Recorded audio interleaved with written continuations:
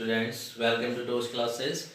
And today we are going to discuss the new topic of 12th class CBSE board in the subject of physics, and that is the Coulomb's law.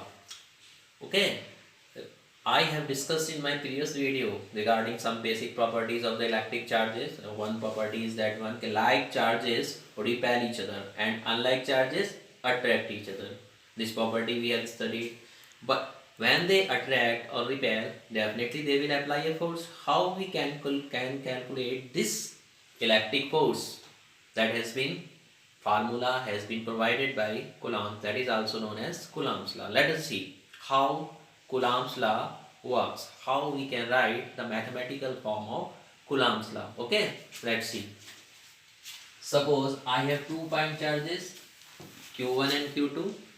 These 2 point charges are separated by a small distance, small r between them. What I have? I have, let suppose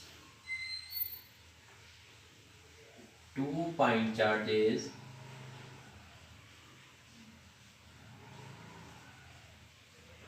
I have 2 point charges Q1 and Q2. Important thing is that these 2 point charges are stationary. It means these 2 point charges are at rest.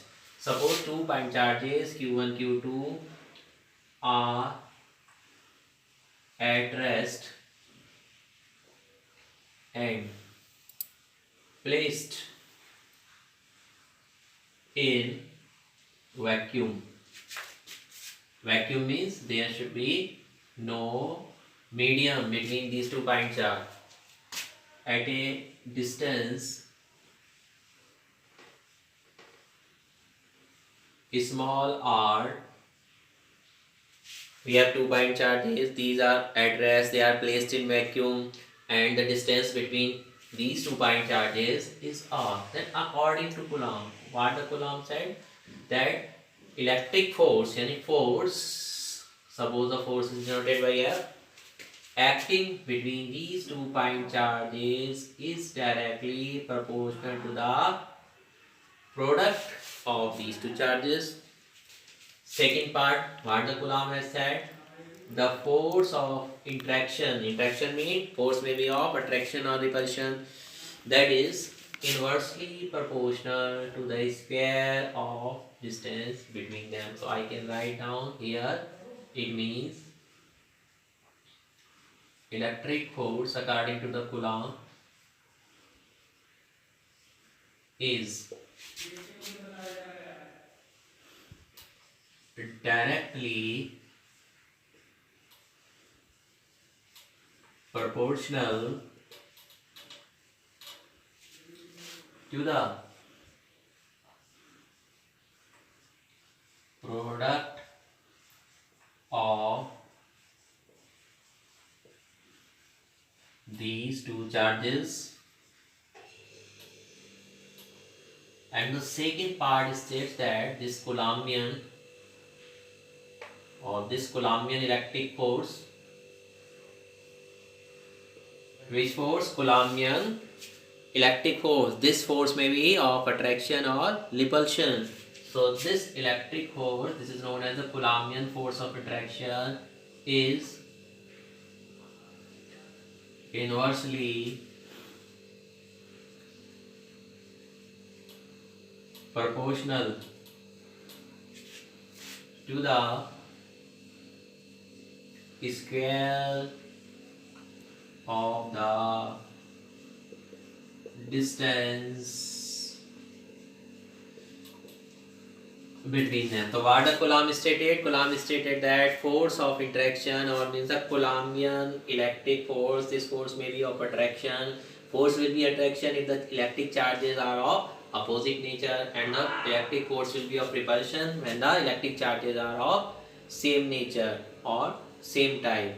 So this Coulombian force is directly proportional to the product of the charge, and this Coulombian electric force is directly proportional to the square of the distance between these two charges. When I combine these equations, I will get F is directly proportional Q1 q2 upon r square, or in next step I can write down f is equal to k q1 q2 upon r square, where what is k? K is the proportionality constant.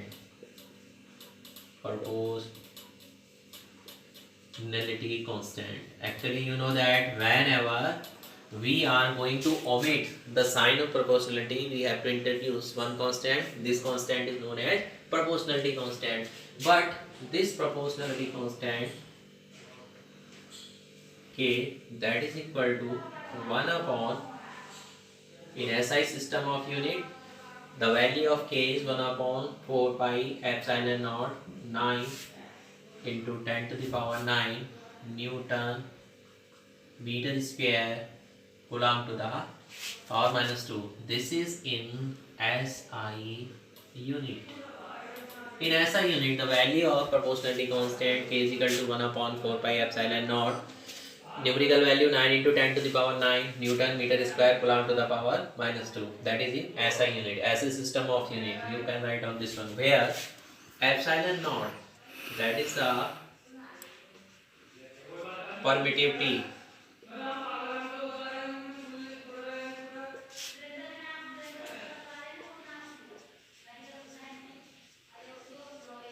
of free space, and its numerical value is 8.85 10 to the power minus 12 coulomb square Newton to the power minus 1 and meter to the power minus 2.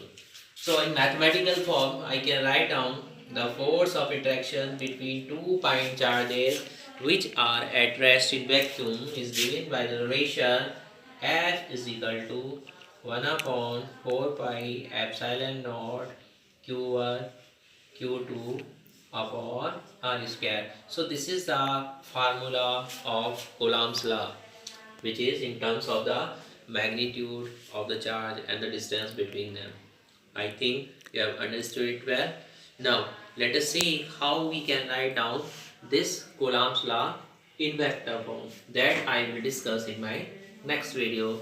If you have any problem, then you can comment in comment box. I will try to sort out your problem as soon as it is possible. Okay, thank you very much.